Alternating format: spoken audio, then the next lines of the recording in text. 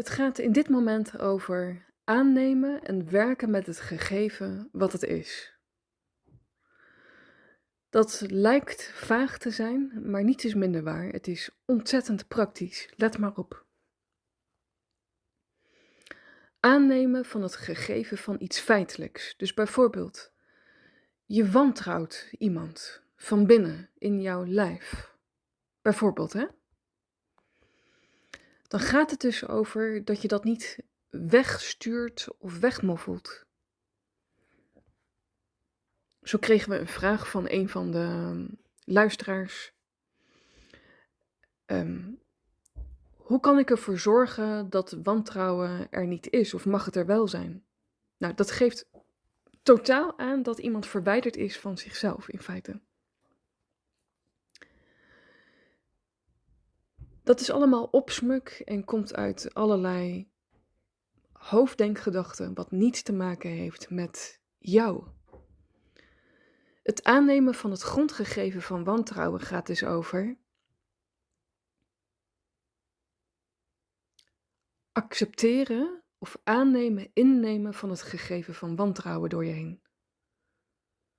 Dus werk met dat gegeven door je heen. Met al dit soort signalen.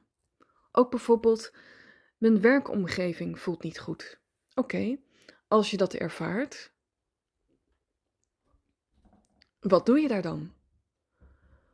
En daar gaat het dan nog geen eens over, maar in ieder geval over,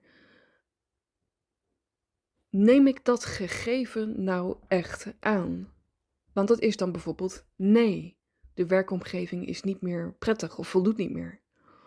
Of nee, ik wantrouw die persoon. Dus is het een ja of een nee in situaties en bekijk die eens voor jezelf door situaties in jouw eigen leven te bezien. En werk dan met dat gegeven, want jij geeft dat antwoord aan jou.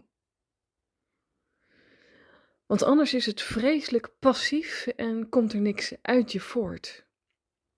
Maar voorwaartse bewegingen gaan over, ik laat zien aan mij dat ik werk met het gegeven binnenin mij. Dat wat ik weet, wat zo voor mij ertoe doet. Want dat is je energie, dat is je gezondheid, je well-being. Dit is de kernboodschap. Ik hoor vaak van mensen hoe enorm voorwaarts bewegend ik ben. En dat klopt ook, dat is altijd zo geweest. Dus het volgende momentum, of dit momentum, daar zit alweer een volgende beweging in. Ik groei door, door, oneindig en voorbij het oneindige.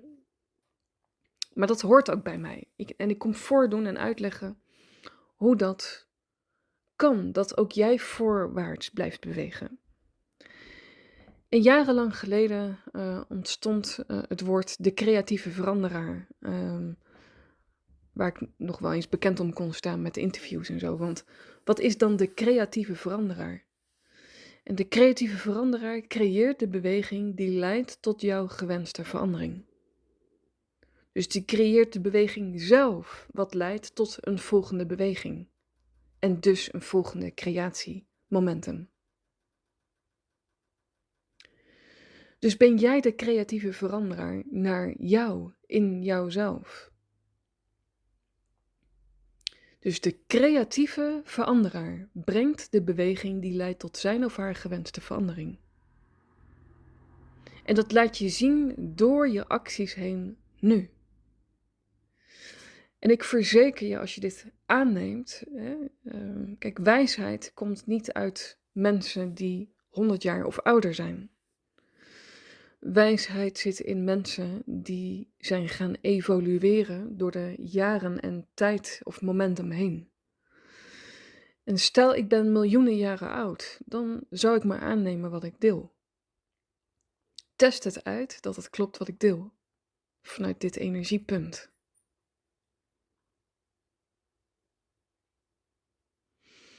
Er is hier nu iemand prachtig bezig voor Aya Health Worldwide Praktijkhuis met het maken van een kampvuur.